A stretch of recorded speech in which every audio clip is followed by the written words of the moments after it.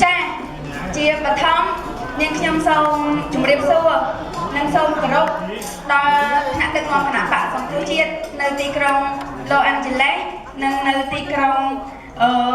Long Beach này California này xã rộng đấy nâng sông cờ rốc đo cho ná sắp tray từ miền nẹm mình chạm sông chiết hay có sông cờ rốc đo lục bù lục ông bóng rong bóng xây đằng óc đại miền quạt từ miền nơi tì đi chỉ tì cờ rốc nâng chỉ tì rọ ngày nàyខ្ញុំមានមោទនភាពណាស់ដែលយើងខ្ញុំមានឱកាសបានមកជួបលោកពូ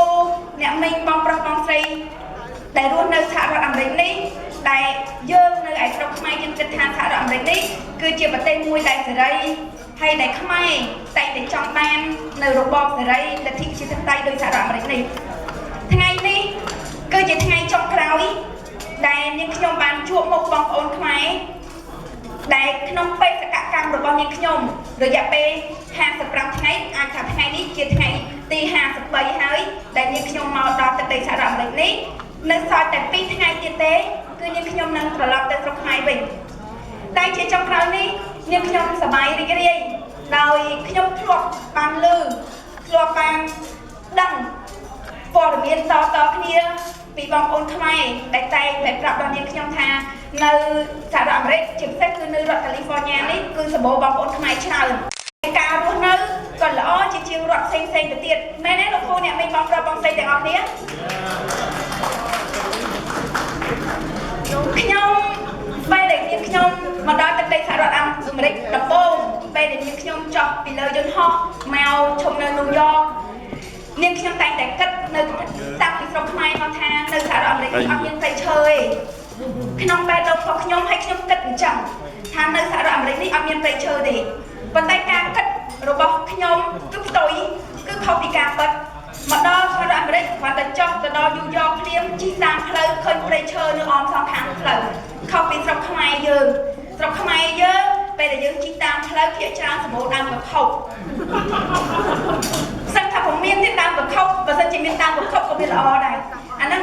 ដែលធ្វើឲ្យខ្ញុំការគិតការគ្រាន់តែសម័យគឺវាខុសពីការពិតដូចចាស់គាត់ធ្លាប់មានប្រសាសន៍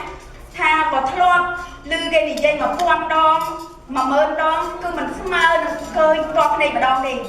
តែខ្ញុំមកដល់សហរដ្ឋអាមេរិកនេះខ្ញុំបានឃើញផ្ទាល់ភ្នែកខ្ញុំដឹងច្បាស់ហើយខ្ញុំនឹងនាំព័ត៌មានដែលខ្ញុំបានឃើញដែលខ្ញុំបានដឹងបានឮទៅជម្រាបបងប្អូននៅស្រុកខ្មែរហើយមួយទៀតខ្ញុំពេលដែលខ្ញុំចោះជួបមហាជនខ្ញុំតែងតែប្រាប់បងប្អូនថាបងប្អូនសហរដ្ឋអាមេរិកនេះមានជីវភាពធូរធារប៉ុន្តែឥឡូវខ្ញុំចង់សួរបងប្អូនដែលមានវត្តមាននៅទីនេះផ្ទាល់ពេលដែលបងប្អូនមកទឹកដីសហរដ្ឋអាមេរិកមានយកគោមកអីលោកពូអ្នកមីងមានយកក្របីមកអីលោកពូអ្នកមីងមានយកផ្ទះមកតាមអីលោកពូអ្នកមីងចាអត់មានទេប៉ុន្តែហេតុអីពេលដែលលោកពូអ្នកមីងបងប្រុសបងស្រីមករស់នៅសហរដ្ឋអាមេរិកនេះមានលុយផ្ញើទៅខ្មែរនៅក្នុងស្រុកមិនត្រឹមតែចែករំលែកទៅដល់បងប្អូនខ្មែរនៅក្នុងស្រុកគឺបងប្អូនបានចែករំលែកទៅដល់ជនក្រីក្រដែលកំពុងត្រូវការសង្គ្រោះបន្ទាន់ពីបងប្អូនទៅទៀតអញ្ចឹងមានន័យថានៅសហរដ្ឋអាមេរិកនេះបងប្អូនមានការងារល្អបងប្អូនមានប្រាក់ចំណូលគ្រប់គ្រាន់បងប្អូនអាចមានលទ្ធភាពក្នុងការជិះកប៉ាល់ហោះទៅលេងស្រុកខ្មែរទៅជួយដល់អ្នកក្រីក្រស្រុកខ្មែរនឹងហើយដែលនេះខ្ញុំបានដឹងផ្ទាល់ហើយបានឮសម្ដីរបស់បងប្អូនដែលតែងតែជួបនេះខ្ញុំហើយបានប្រាប់ក្នុងរយៈពេលដែលនាងខ្ញុំមកទឹកដីសហរដ្ឋអាមេរិក53ថ្ងៃដែលជាថ្ងៃបញ្ចប់របស់នាងខ្ញុំក្នុងបេសកកម្មជួបបងប្អូនខ្មែរនេះដោយអ្វីដែលអ្នកមីងចាំសុជាតិដែលគាត់ជាតំណាងឲ្យស្ត្រីគណៈបកសង្គ្រោះជាតិបានឡើងសន្ទរកថារៀបរាប់អំពីបញ្ហាស្ត្រីហើយពីគោលដៅរបស់នាងខ្ញុំតើនាងខ្ញុំមកក្នុងគោលបំណងអីអាចថានិយាយឲ្យសាមញ្ញទៅអាចថាខាងចលនាស្ត្រីនៅសហរដ្ឋអាមេរិកនេះដែលមានការជួយជ្រោមជ្រែងពី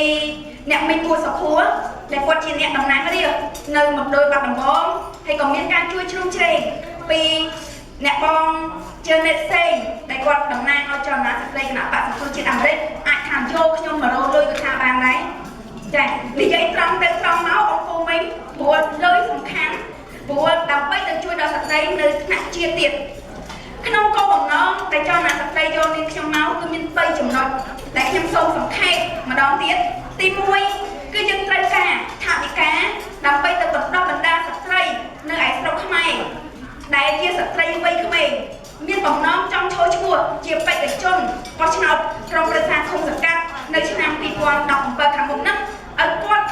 តភាពក្នុងការចូលឈ្មោះប្រកួតប្រជែងជាមួយនឹងគណៈបកនយោបាយផ្សេងហើយក្នុងនាមជាស្ត្រីទៅទៀតនោះគឺត្រូវការកញ្ចប់ថវិកាក្នុងមួយនាក់ដែលយើងចាប់ដើមមុនដំបូងដោយអ្នកមានប្រសាសន៍អញ្ចឹងគឺយើងត្រូវការស្ត្រី5នាក់ដែលជាជំហានដំបូងហើយយើងគិតថាអាចមានថវិកាទៅជួយដល់ពួកគាត់ដែលមានបំណងចង់ចូលឈ្មោះក្នុងការចូលឈ្មោះនឹងទៅទៀតគឺយើងត្រូវការស្ត្រីវ័យក្មេងដែលត្រូវការចូលរួមប្រឡូកក្នុងវិស័យនយោបាយដោយនាងខ្ញុំដូចនេះដែរនាងខ្ញុំការចូលឈ្មោះបោះឆ្នោតកន្លងមកនាងខ្ញុំអាចថាទូទាំងប្រទេសនាងខ្ញុំវ័យក្មេងជាងគេពីព្រោះនីតិវិធីនៃការចូលឈ្មោះបោះឆ្នោតគឺគេចាប់ដើមពីស្ត្រីដែលមានវ័យចាប់ពី25ឆ្នាំឡើងទៅគឺអាចមានសិទ្ធិឲ្យមានសិទ្ធិចូលឈ្មោះឲ្យគេបោះឆ្នោតឲ្យអញ្ចឹងការឆ្នាំ2012ខ្ញុំទៅតែអាយុ25ឆ្នាំទេអញ្ចឹងជាជំហានដំបូងរបស់ចលនាស្ត្រីគណៈបកសង្គ្រោះជាតិគឺគាត់ត្រូវការជ្រើសរើសស្ត្រីមួយខេត្តម្នាក់គឺ5ខេត្តប៉ុន្តែក្រោយពីបេសកកម្មរបស់នាងខ្ញុំកន្លងមកហ្នឹងគឺឃើញថាមានការជួយជ្រោមជ្រែងពីបងប្អូនខ្មែរតាមបណ្ដារដ្ឋនីមួយៗហ្នឹងគឺបានថវិកាច្រើនអញ្ចឹងផែនការពី5យើងឡើងរហូតដល់10នាក់ហ្នឹងគឺយើងត្រូវការថវិកា$10000ក្នុងម្នាក់គឺយើងជួយស្ត្រី$1000 $1000ហ្នឹងគឺយើងចែកចេញជា2ផ្នែកទី1គឺឆ្នាំ2016គឺយើងជួយ$500ដើម្បីឲ្យស្ត្រីហ្នឹងមានកញ្ចប់ថវិកាដើម្បីឲ្យគាត់ចោះធ្វើសកម្មភាពនៅមូលដ្ឋានឲ្យគាត់ចោះទៅជួបបងប្អូនដើម្បីនាំសារនយោបាយគណៈបកទៅដល់បងប្អូននៅឯតាមជនបទ